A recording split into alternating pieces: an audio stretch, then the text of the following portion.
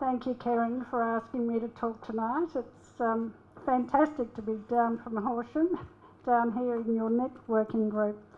Now, it was 25 years ago that Neil and I landed at this dilapidated, abandoned olive grove.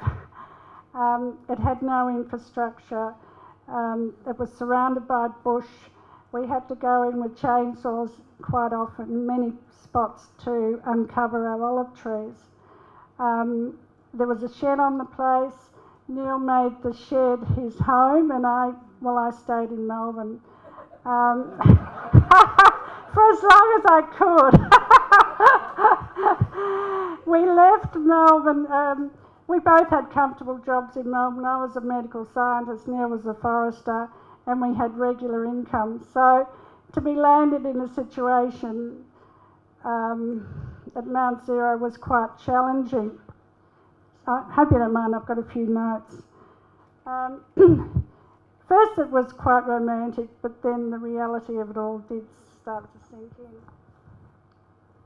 in. We've always been committed to the environment, so we looked for a way to practice farming using biodynamic farming techniques.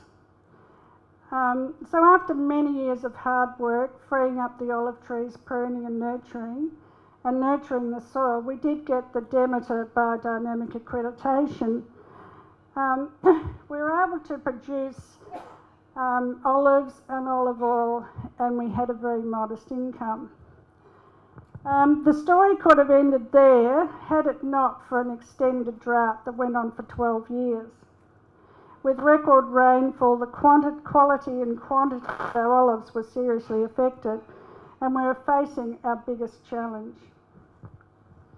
We were wondering, was it all in vain? The clearing of the olive trees and nurturing them, and no rain.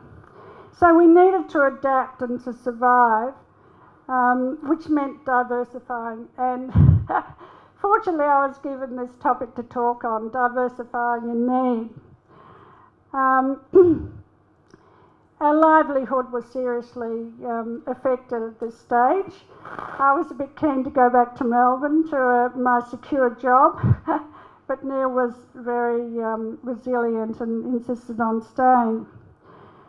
So here we were in the Wimmera. Fortunately, it's one of the best regions in Australia for growing lentils and pulses. So we looked to our farmers that had similar values to us, lentil farmers that didn't use organophosphate sprays or toxic sprays. They grew their, oh goodness, 2 minutes, I better hurry up. They grew their olives with care and respected the soil. In the early 90s, the only varieties of lentils available were red and green lentils. Back in Melbourne, I used to cook a lot with the French Dupuis lentils. So we were able to actually get the seeds of the French Dupuis lentils out from France. We gave them to 3 farmers to grow, and they became very popular. We followed these lentils very closely. They watched them germinate, produce, and then we got them on the market. And we actually successfully stopped the import of the French Dupuis lentils. Another story, we're still battling at this stage. I remember we bought 4 tonnes of chickpeas, organic chickpeas. They weren't selling, so diversifying again, value adding, we ground the chickpeas in our little stone mill and turned them into falafel. Now we made 50, I think our first batch was 50 kilograms, and I checked with our son today, who runs our business in Melbourne, and he said this year they've made 8 tonnes of that falafel mix using our recipe. I think they've got a bigger stone mill.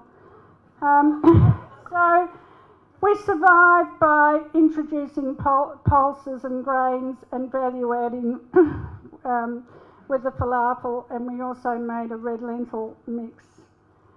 In addition to offering a range of olives, we started offering infused oils, spices and dukkha. We took the initiative and responded to an interest in the market in healthy organic food.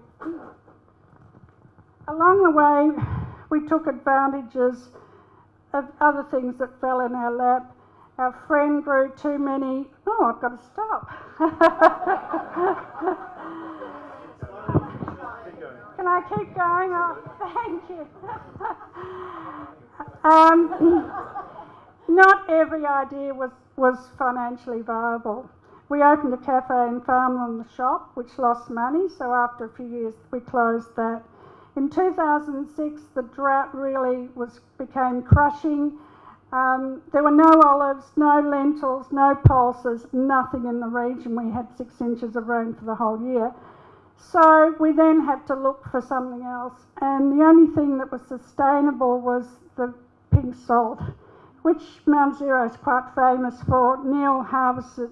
We have an alliance with the local Indigenous people, and Neil harvests it back-breaking work in February. Sorry. So we're always looking for opportunities to survive. So back 25 years ago, we had 1 variety of olives and 1 variety of olive oil. Today we have 6 varieties of olives, 6 extra virgin olive oils, 12 varieties of pulses and grains, and 7 different salts. Thank you.